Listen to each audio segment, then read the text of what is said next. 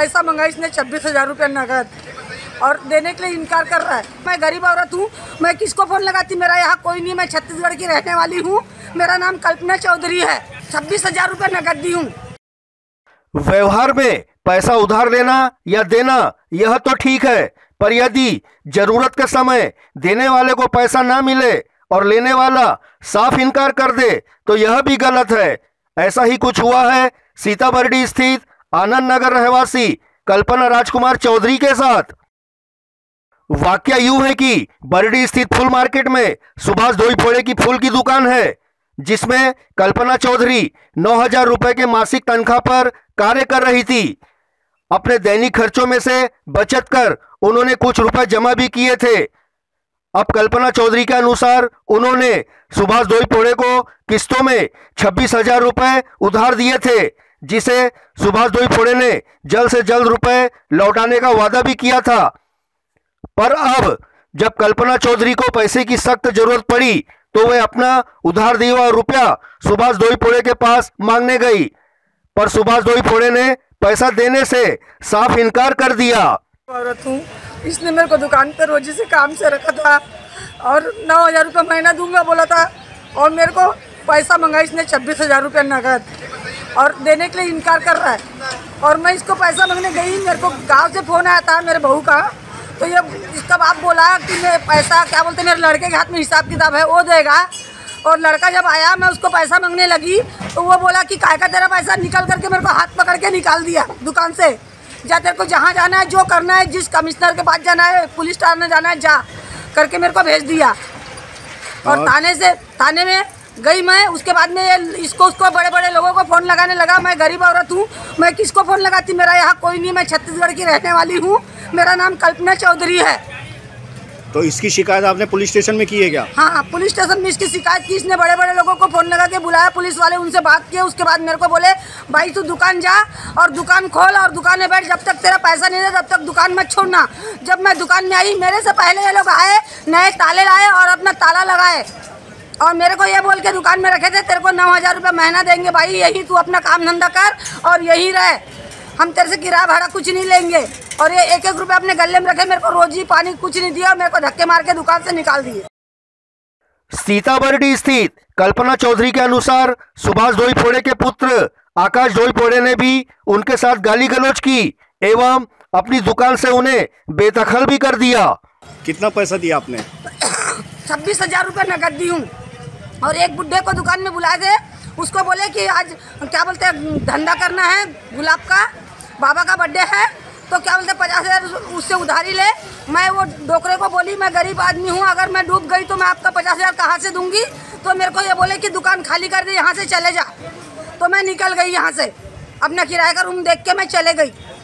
रात दिन इनका मेहनत की, सुबह 4 बजे 3 बजे रात से उठ के रात के 9 बजे तक इनका पार्सल बांधना, इनका काम करना, जा रे भाई ये लेना, जा रे भाई वो लेना, गट्टे के गट्टे सर पे लाती थी। इनका काम की मैंने, इनने मेरी कोई ये नहीं किया और कदर नहीं किया और इनने मेरे को दुकान से धक्के मार के निकाले और इनने मेरे को गाली गलौज किया। बोले मैं बकरा खटीक हूँ, तू यहाँ मार्केट में दिखना नहीं तो तेरा गला काट देंगे। मैंने कंप्लेंट की यहाँ जाके, लेकिन पुलिस वाले मेरी सुनवाई नहीं की है। क्या बोल रहे पुलिस वाले? पुलिस वाले बोल रहे जा दुकान में कब्जा कर। जब दुकान में आके मैं बैठी तो उसने अपने नए ताले लाके लगाया, मेरे पास पुरानी चाबी है उसके तालों की।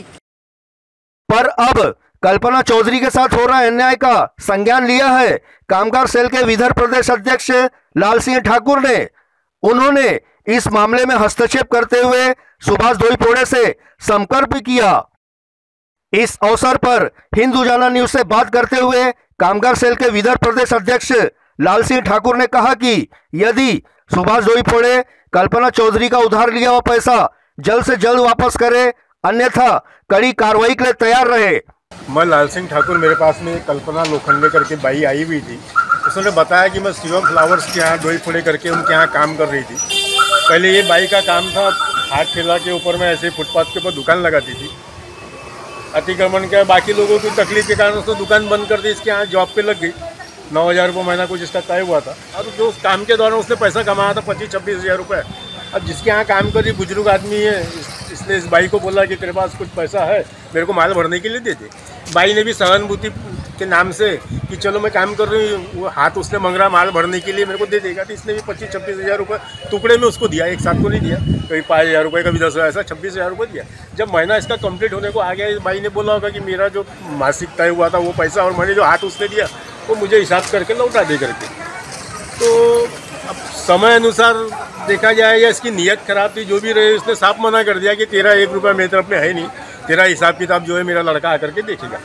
भाई ने उस पर भी सबूरी किया इसके बताए अनुसार। जब इसका लड़का आया, इसके लड़के से हिसाब बोला कि मेरा हिसाब कर दो, मैंने जो पैसा दिया हुआ था और जो मेरा मासिक तय था, तो लड़के ने भी गाली गलौज करके इसका हाथ पकड़ के धक्के मार के दुकान के बाहर निकाल दिया कि तेरा 1 रुपया नहीं निकलता, तेरा से जो बनता तू जाके कर ले। अब ऐसा तकलीफ होने के बाद में स्वाभाविक है कि महिला गई थाने में रिपोर्ट लिखवाया। थाने में जाने के बाद में वहाँ पे जो सहयोग इसे मिलना चाहिए था वो नहीं मिला। उसके बाद फिर मैंने पुनः इस दुकान मालिक जो डोई फोड़े इनको फ़ोन किया कि आपने इस बाई को अपने यहाँ काम पर रखा हुआ था, 9,000 रुपये महीना जो भी तय हुआ था वो 9,000 रुपया, उस बाई ने जो तुमको हाथ उसने पैसे दिया हुआ था 25-26 हज़ार जो भी दिया है, आपके पास जो भी व्यवहार हुआ होगा वो पैसे उसको रिटर्न कर दो, विषय खत्म कर दो। क्यों परेशान करते हो बाई को? कोई बाई लखपति करोड़पति वही नहीं है। तो नहीं बोले साहब, बोले ऐसा नहीं है, बोले मेरा जो भी है, बोले मैं कल आपको आके बताता हूँ, बोले 12 बजे मैं आता हूँ। तो दूसरे दिन 12 बजे मैंने उसका इंतजार किया, नहीं आया, तो 1-1.5 बजे मैंने फ़ोन लगाया, फ़ोन उसका स्विच ऑफ था। तीसरे दिन लगाया, तीसरे दिन भी स्विच ऑफ था। मैंने भाई को बोला भाई वो फ़ोन नहीं उठा रहा है, उसका स्विच ऑफ है, भवन जाने, इसको गाँव जाना था, गाँव चले गई। 1 हफ्ते बाद अभी वापस आई। फिर मैंने उसको पूछा क्या हुआ, मिल गया क्या तुम्हारा हिसाब किताब हो गया? तो भाई बोले नहीं हुआ। उस अनुसार फिर मैं अभी वस्तु से देखने समझने के लिए यहाँ आया, तो देख रहा हूँ यहाँ ताला लगा हुआ है और उस आदमी को फ़ोन लगाया, वो उठाने को खाली नहीं है। तो मेरा इससे रिक्वेस्ट है कि भैया इस तरीके से जो व्यवहार लोग कर रहे हैं गलत है। इसको मैंने सलाह दिया हूँ कि आप पुलिस आयुक्त को एक कंप्लेंट राइटिंग में वस्तु स्थिति आप विस्तारपूर्वक बताइए, लिख करके दीजिए। अगर आपको वहाँ से न्याय मिलता है तो ठीक है, नहीं तो फिर इसके खिलाफ हम लोग इस भाई को मदद करने के लिए इस फुल मार्केट के अंतर्गत भी मैंने बाकी लोगों से चर्चा किया, उन्होंने बताया कि इस भाई के साथ में अन्याय हुआ है। ये फुल मार्केट के भी लोग तैयार है साथ देने के लिए। इसके खिलाफ फिर हम उग्र आंदोलन छेड़ेंगे और इस भाई को न्याय दिला के देंगे। बहरहाल हमेशा से ही सामाजिक कार्यों में अग्रणी रहने वाले एवं गरीब मजदूर पीड़ितों को न्याय दिलाने के लिए कांग्रेस कमेटी के कामगार सेल के अध्यक्ष लाल सिंह ठाकुर हमेशा से ही संघर्ष करते आ रहे हैं और अब उनका यह प्रयास भी रहेगा कि पीड़िता कल्पना चौधरी को उनका दिया हुआ पैसा भी वापस मिल जाए।